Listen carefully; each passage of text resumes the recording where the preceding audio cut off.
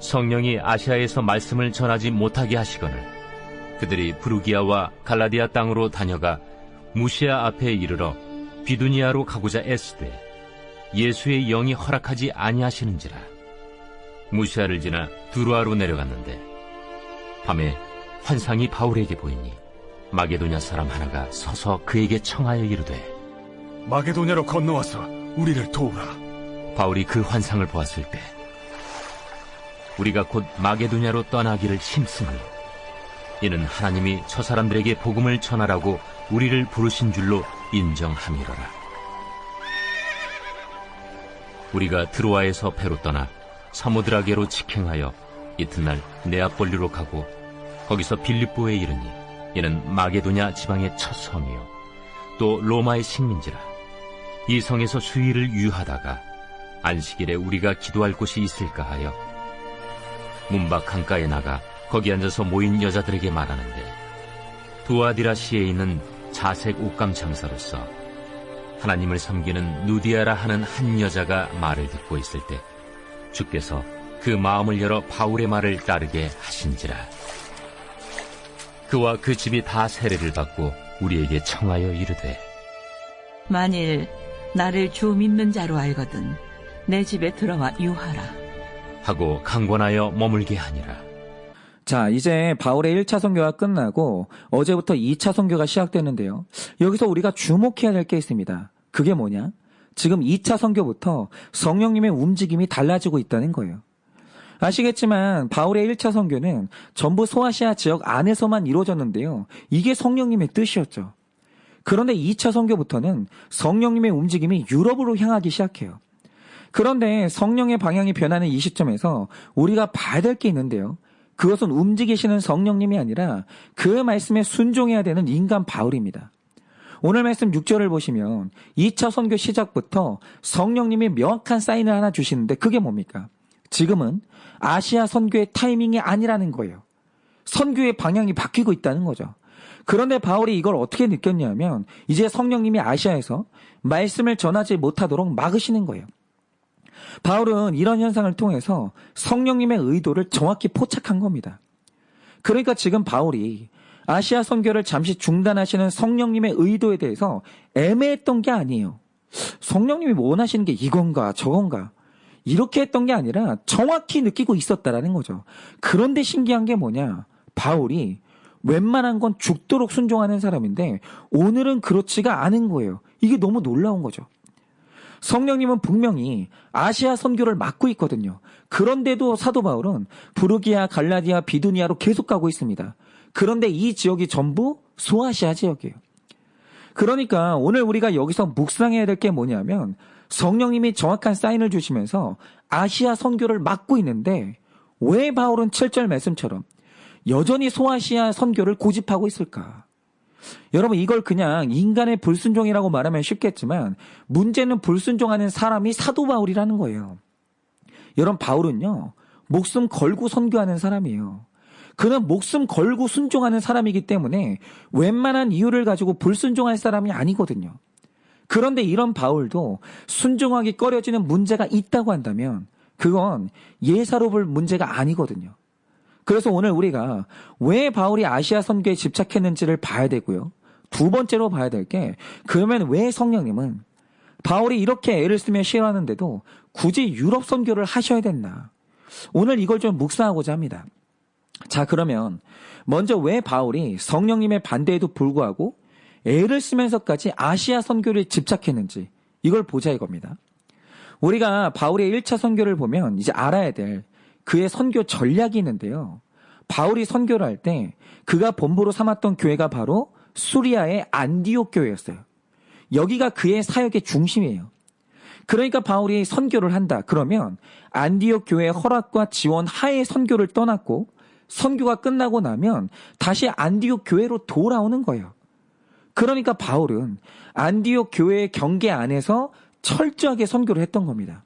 그런데 중요한 건 이거죠. 뭐 지금처럼 통신망이 발달해서 선교사가 어느 지역에 있든지 자기 본부의 사역을 보고할 수 있고 금융 시스템이 발달해서 전 세계 어디에 있든지 물자 지원이 가능하고 금융 지원이 가능하면 선교의 영역이 무한대로 넓어지죠. 그런데 이때는 그런 때가 아니에요. 이때는 어디를 가거나 소식을 전해도 거리의 한계가 분명한 때예요. 어느 영역 이상을 넘어가면 이제 완전히 끊어지는 겁니다. 그래서 일어난 일이 뭐냐? 선교사가 성도님들이 주신 헌금으로 사역을 했으면 금액을 어디에 썼고 어떤 열매가 있는지 때마다 와서 보고를 해야 되거든요. 그런데 너무 멀리 가버리면 사역 보고가 안 되는 거예요. 그런데 이렇게 사역이 불투명해지면 재정적으로 지원을 할 수가 없는 거죠. 그리고 그와 반대로 선교사가 교회에서 너무 멀리 떨어지면 본부에 있는 교회가 지원을 할 수가 없는 거예요. 일정 거리 이상 떨어지면 모든 게 끊어지는 겁니다. 그러니까 일어난 일이 뭐냐. 사도 바울의 본부인 안디옥 교회가 소아시아 지역 안에 있었기 때문에 바울의 사역 역시도 소아시아 지역을 넘어가지를 못했어요. 다시 말해 사역의 범위가 소아시아 지역을 넘어가면 지원이나 보호 조치가 끊어지는 거예요. 그래서 바울이 그 이상을 넘어갈 수가 없었던 겁니다. 그러니까 당시 사도 바울의 전략이 뭐였냐면 소아시아 지역의 최대 도시가 에베소였는데 이 에베소를 거점 삼아서 아시아 지역을 복음으로 점령하는 게 그게 바울의 전략이었어요. 그리고 한동안 성령님께서 이 사역에 대해서 지지를 해주셨습니다. 그런데 어느 날부터 일어난 일이 뭐냐? 갑자기 성령님이 아시아에서 말씀을 전하지 못하게 막으시는 거예요. 당황스러운 거죠. 그런데 성경에는 말씀 증거를 막으신 방법이 구체적으로 기록이 없거든요. 그런데 생각을 해보면 그동안 복음이 증거된 방법이 뭐였습니까? 전하는 것은 인간의 일이었지만 거기서 열매를 얻으신 것은 전적으로 성령의 권능이었어요. 베드로는 성령에 충만해서 설교를 했죠. 그런데 그 설교를 듣고 한 번에 3,000명, 5,000명의 사람들이 회심하고 바울이 시끄러운 시장에서 말씀을 전할 때는 기적을 일으켜서 사람들의 주목을 끈 다음에 복음을 전하게 하셨어요. 그러니까 이건 인간이 한 게 아닙니다. 물론 전하는 건 인간의 일이었지만 거기서 전략을 주시고 사람들의 마음을 감동시킨 건 전적으로 성령님의 일이었다는 거죠. 그런데 성령님이 아시아에서 말씀을 전하지 못하겠다는 것은 뭐냐 하면 아무리 말씀을 전해봐도 이전과 같은 열매가 없었다라는 거예요. 그런데 오늘 말씀에서 열매가 없다는 건 성령의 역사가 끝났다는 뜻이 아니라 하나님의 계획이 변경됐다라는 거예요. 그런데 그게 지금 이 시대에도 뚜렷하게 나타나고 있지 않습니까? 여러분 20세기 초까지 성령님이 가장 뜨겁게 일했던 대륙은 누가 뭐래도 유럽과 북미였어요. 그러니까 우리가 유럽에 이제 관광을 가봐도 유럽 관광지에 기독교를 빼면 설명할 수 있는 관광지가 없어요. 그만큼 대단했습니다. 그러니까 1세기에 바울의 유럽 선교가 열린 이래로 20세기 초까지 성령께서 일하셨던 지역은 유럽이 맞아요. 그런데 지금은 성령님이 유럽에서 예전처럼 일하지 않으세요. 그러면 성령의 역사가 끝났는가? 그게 아니라 20세기 후반부터 성령의 역사는 아시아로 옮겨져 왔어요. 특별히 한국과 중국에 속한 동북아 지역에서 폭발적인 성령의 역사가 있었습니다. 그런데 이제 21세기 들어서 동북아 지역에도 예전 같은 성령의 역사가 일어나지 않고 있어요. 그런데 다음 세대의 성령님이 일하실 지역으로는 아프리카가 유력합니다. 거기에 지금 이전과 같은 성령의 역사가 뚜렷이 나타나고 있어요. 그런데 왜 이렇게 성령님이 일하시는 지역에 변화가 있냐면 성령님이 변덕스러워서 그런 게 아니라 인간이 변덕스러워서 그런 거예요. 한 지역에 너무 큰 부흥의 역사가 계속 머물게 되면 반드시 그 땅에 인간이 부각되고 인간들이 교만해지는 일이 일어나요. 교회가 커지잖아요. 좋은 일인데 시간이 지나면 부패해요. 그런데 부흥은 전적으로 성령님의 사역이지 인간 목회자나 대형교회의 역사가 아니거든요. 그러니까 성령님이 그걸 강조하기 위해서 때가 될 때마다 부흥의 지역을 옮기시는 거예요. 성령님이 주도권을 쥐고 있다. 이걸 확실히 아시는 거죠. 그런데 오늘 말씀의 바울도 마찬가지로 이제 성령님의 주권 안에서 선교의 현장은 아시아에서 유럽으로 넘어간 거예요. 그리고 이런 계획을 바울에게 선명하게 알려주셨습니다. 어떻게요? 아무리 외쳐봐도 이전과 같은 성령의 역사가 아시아에서는 없는 거예요. 그럼 이제 옮기라는 거죠. 그런데 이상한 건 뭐냐? 문맥을 보면 이제 바울도 지금이 아시아 선교의 때가 아닌 것을 알아요. 그런데 아시아에 머물고자 애를 쓰는 거죠. 그러면 이렇게 한 이유가 뭐겠습니까? 말씀드린 것처럼 이게 바울의 연약함 중에 하나인데요. 뭐 바울 안에 아시아에 대한 특별한 사랑이 있다거나 비전이 있어서 그랬던 게 아니에요. 그러면 그가 아시아에 머무르려고 애썼던 이유가 뭐냐? 나를 후원해주고 보호해주는 안디옥 교회의 영향력이 아시아까지거든요. 특별히 소아시아, 거기를 넘어가지 못하는 거예요. 그러니까 바울이 선교를 하면서 아시아 안에만 있으면 계속해서 후원받을 수 있고 선교의 위험이 확 줄어드는 거예요. 그런데 갑자기 성령님이 개입하시면서 아시아를 떠나라는 거죠. 이때 바울이 느끼는 게 뭐냐면 내 삶의 중요한 보호막이 사라지는 거예요. 그리고 내가 완전히 노출되는 거죠. 왜냐하면 일단 아시아의 경계를 넘어가면 안디옥 교회 후원을 받는 게 굉장히 힘들어집니다. 불확실해지는 거예요. 그런데 후원이 끊어지면 모든 게 불안해지고 위험해지는 겁니다. 굶주림을 견뎌야 될지 추위를 견뎌야 될지 모르는 거예요. 한마디로 아시아를 벗어나 다른 지역으로 들어가는 건 꼭 죽음 속으로 들어가는 것 같은 두려움을 줬던 거죠. 그러니까 오늘 성령님이 바울을 아시아 밖으로 밀어내는데 바울은 밀려나지 않으려고 애를 쓴다는 거예요. 왜겠습니까? 이때 바울의 생존 본능이 발동한 거예요. 한마디로 죽지 않으려고 버틴 겁니다. 그런데 바로 그때 바울이 모든 것을 내려놓고 순종하게 되는 영적인 사건이 일어났는데 그게 뭡니까? 7절 말씀을 보면 바울이 죽지 않고 살려고 애를 쓰면서 버틸 때 예수의 영이 개입하면서 허락하지 않는 거예요. 그런데 여기서 특별히 우리는 예수의 영이라는 표현을 주목할 필요가 있어요. 왜 성령님이 역사하시면서 예수의 영으로 개입했을까? 여러분, 예수님이 누구시죠? 우리도 살리고 자신도 부활하기 위해서 죽음 속으로 들어가신 분이 예수님이에요. 그러니까 하나님이 주시는 것은 죽음까지도 좋은 것이라는 것을 입증하신 분이 누구냐? 바로 그게 예수님이에요. 그런데 오늘 죽는 게 싫어서 아시아에 머물고자 애쓰는 바울에게 누가 찾아오셨냐? 죽음에서 부활하신 예수의 영이 찾아오신 거예요. 그리고 죽음이 있는 십자가의 길이 언제나 부활의 길이라는 걸 다시 가르쳐 주신 거예요. 그러자 바울이 그 예수님을 다시 만나서 다시 죽음에 대한 깨달음을 얻게 되자 바울이 살고자 하는 욕구를 내다버리고 드로아로 갔어요. 그런데 여러분, 왜 드로아에 갔는지 아십니까? 거기는 전 세계의 배가 무역하러 들어오는 항구 도시거든요. 그러니까 드로아에 머물고 있다가 하나님이 어디로 가라 명령하시는 즉시 어디든 갈 수 있도록 준비된 곳이 드로아예요. 그러니까 지금 바울의 마음이 완전히 변한 거죠. 그러니까 만약 이때 바울에게 아프리카로 가라 했으면 배를 타고 갔을 것이고 중국으로 가라 했으면 중국으로 갔을 거예요. 왜냐하면 그가 예수의 영을 만나서 죽음의 공포를 뛰어넘었거든요. 그런데 이때 드로아에서 예수님이 보여주신 환상이 뭡니까? 바로 유럽 사람, 즉 마게도냐 사람 하나가 나타나서 우리를 도우라는 환상을 보여주신 거예요. 그런데 바로 여기부터가 중요한데요. 바울의 선교지가 바뀔 때 순서가 있어요.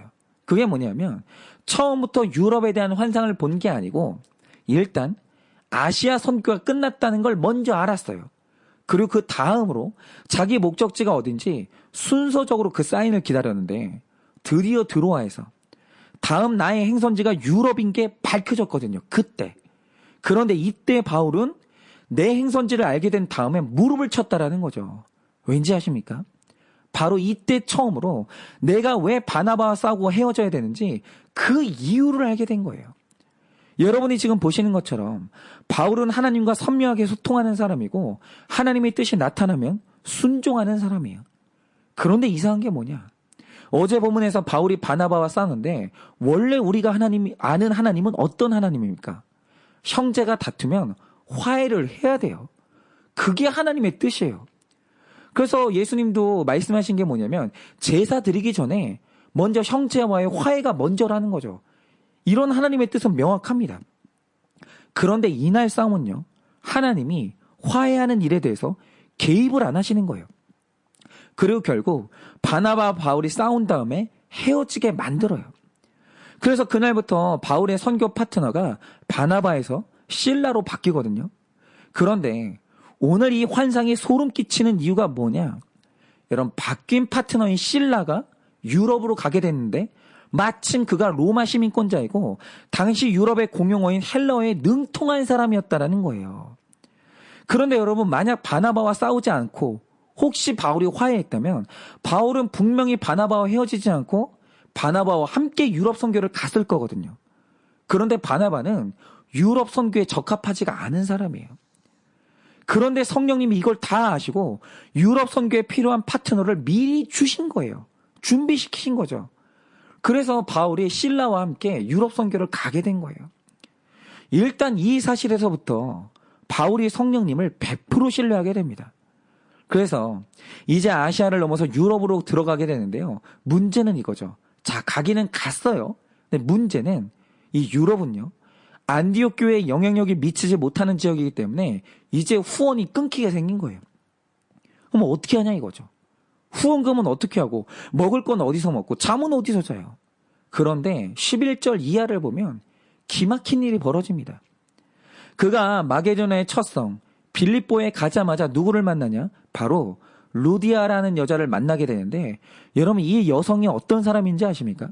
14절을 보면 이 사람이 자색 옷감 장사, 다시 말해 보라색 옷감 장사라고 하거든요. 그런데 이 당시에 보라색 옷을 입는 사람은 왕족이나 귀족밖에 없었어요. 왜냐?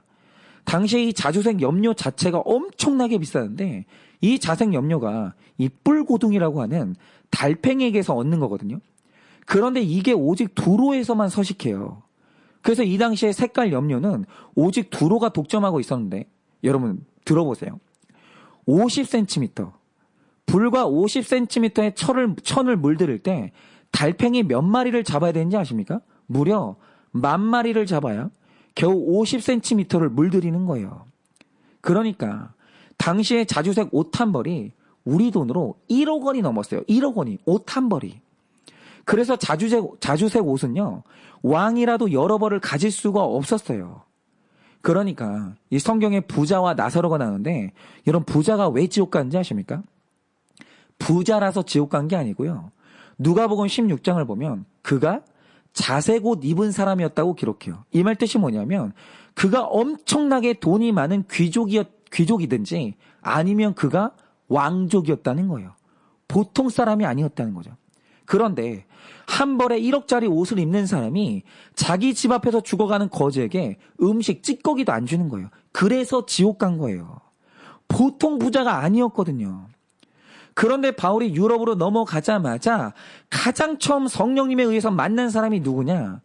자주색 옷감 만드는 부자 중의 부자, 루디아를 만나게 하신 거예요. 그러니까 이 바울은 뭐 이유를 묻지 않고 이제 죽으려고 유럽에 갔어요. 만약 유럽에 갔는데 예수님이 나보고 죽으라고 하면 굶어 죽을 각오를 하고 유럽으로 갔다라는 거죠. 그런데 갔더니 거기에서 아시아에서 받던 후원보다 더 많은 후원을 받게 된 거예요. 그리고 유럽에 전해진 복음은 로마를 변화시킨 다음에 전 세계로 뻗어나가게 된 거죠. 그래서 오늘 우리가 복음 듣고 예수 믿게 된 거예요. 그러니까 언제나 예수님의 공식이 뭐냐면 죽는 길이 사는 길이고, 예수님이 주시는 것은 죽음도 좋은 거예요. 여러분, 하나님이 주시는 것 중에 좋지 않은 게 아무것도 없어요. 반면에 하나님이 주지 않은 것 중에 좋은 것은 하나도 없어요. 모든 것은 다 생명으로 연결되는 길인 겁니다. 하나님이 주시는 건. 그런데 우리가 알아야 될 게 이거죠. 지금 성령님이 가라고 하는 그 길이 전 세계가 구원받는 바로 그 길이었는데, 당장 바울의 눈에 그 길이 어떻게 보였죠? 죽는 길처럼 보였다라는 거예요. 굶어 죽게 생겼다라는 거죠. 그래서 신자는 내 오감을 믿으면 안 돼요. 여러분, 우리는요, 우리 자신보다 하나님을 더 믿고 하나님을 의지해야 되는 겁니다. 더 멀리 보시는 분은 하나님밖에 없거든요. 그래서 말씀에 순종하는 인생은 반드시 구원받고 사는 거예요. 그런데 이 사람이 교만하면 말씀이 아니라 언제나 내 오감을 믿어요.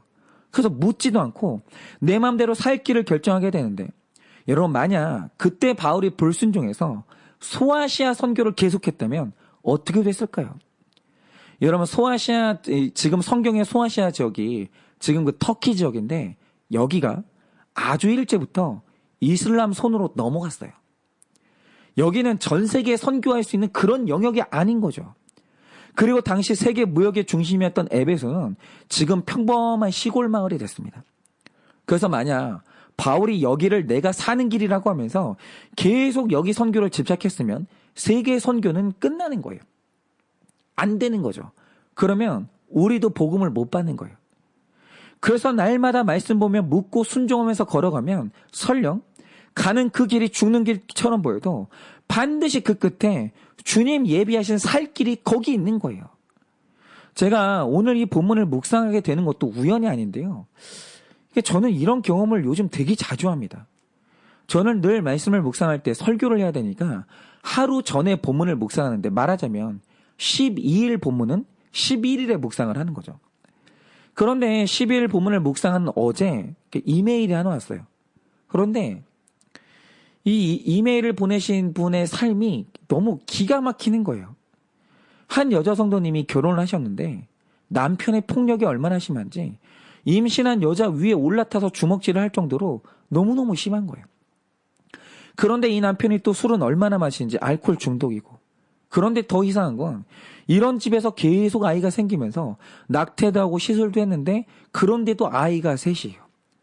그러니까 사람이 한번 이 공동체가 없고 지도해주는 사람이 없으니까 계속 죄 가운데 고통 가운데 뒹구는 거예요. 그런데 중요한 건 뭐냐? 이분이 이 극심한 고난 가운데서 어릴 적에 만난 하나님을 기억한 거예요. 그리고 이분이 교회로 돌아왔거든요. 그런데 하나님을 알지만 유럽이 죽는 길 같아서 아시아에서 버티려고 애를 썼던 바울처럼 이분도 다시 예수님을 만났어요. 그런데 아무리 봐도 이혼이 사는 길 같아서 이혼하려고 애를 쓰신 거예요. 그런데 또 마음에 이혼이 맞나 하는 이제 혼란이 있는 거죠. 그래서 지금 그분이 다니는 교회 목사님한테 상담을 한 거예요.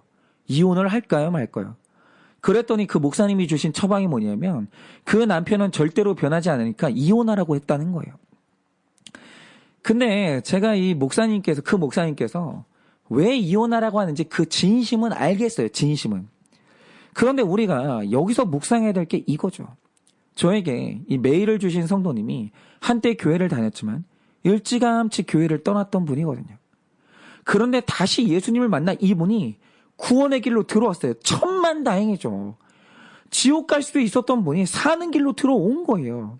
그런데 내가 다시 예수님을 만나 영생을 얻기까지 가장 수고해준 사람이 누군지 아십니까? 그건 진짜 그 남편이에요. 남편이 아니었으면 이분이 절대로 교회로 다시 안 돌아갑니다.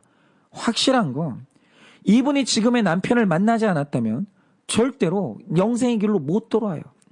즉 남편이라는 십자가를 통해서 이분은 다시 구원의 빛을 본 거예요. 여러분 바로 이게 구속사의 아이러니예요. 고통이 없으면 나를 위해 수고해주는 그 한 사람이 없으면 예수님을 못 만나는 거예요.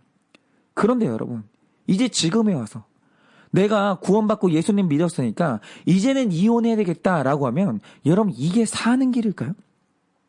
그리고 정말 그 남편분은 바뀔 가능성이 없을까요? 아니요. 여러분 바로 그 남편이 절대로 바뀔 것 같지 않은 유럽이고 로마인데 아내분이 남편의 구원을 위해서 죽는 길로 나아가고자 하면 여러분 바뀝니다. 내 인생의 목적이 바뀌면 바뀌어요. 저는 유럽과 로마를 변화시킨 성령의 능력을 믿어요. 그리고 이 가정을 구원하시는 하나님의 능력을 믿습니다. 그래서 이분이 저에게 참 이분도 특별한 분이에요. 자기 목사님이 이혼하라고 답을 줬으면 이혼하면 되잖아요. 그런데 또 그것도 마음이 편치 않아가지고 저한테까지 이메일을 보내주신 거예요. 그래서 그 이메일에 대한 저의 답은 뭐냐? 이제 가정의 목적을 바꾸셔야 돼요. 이제 그 가정의 목적은 행복이 아니에요. 여러분, 행복하라고 만나신 게 아니에요. 행복하라고 자녀를 낳은 게 아니에요. 이제 그 가정이 다 예수 믿고 구원 받으라고 그래서 만난 거예요. 이제 인생의 목적, 가정의 목적을 행복이 아니라 구원해놓고 내 남편, 내 가족의 구원을 위해 이제 이 아내분이 십자가 지는 적용으로 가정을 감당해야 돼요. 내가 왜 이 가정을 만나는지 관점이 완전히 바뀌어야 된다는 거죠. 그런데 이제 문제는 뭐냐면 이걸 감당하는 게 힘들기 때문에 이분에게 공동체가 있어야 되는데 이분이 지금 너무 멀리 살아요, 너무. 그게 지금 저의 고민이에요. 그래서 성령님께 지혜를 구하고 있습니다. 이걸 어떻게 해야 되는 건가? 그러나 바라는 것은, 이제 묻는 것은 그만두고 오늘 이 말씀이 그분에게 답이 되기를 원해요. 여러분, 예수님이 가라고 하시는 그 길은 죽음처럼 보이는 길이 사는 길이고 부활의 길이에요. 여러분, 이혼은 하나님이 말씀하시는 길이 아니에요. 여러분, 오직 그 가정에서 십자가를 지고 구원을 위해서 애를 쓰는 것이 온 가족이 살아나는 유일한 길이라는 거죠. 여러분, 믿음 안에서는 죽는 길 같아도 순종하는 것, 그것은 사는 길입니다. 그러니 오늘 하루 내 판단이 아니라 말씀에 순종하는 믿음의 길을 가시기를 바랍니다. 그래서 우리 모두가 다 바로 그곳에서 부활의 능력을 경험하시길 예수님의 이름으로 축원을 드립니다.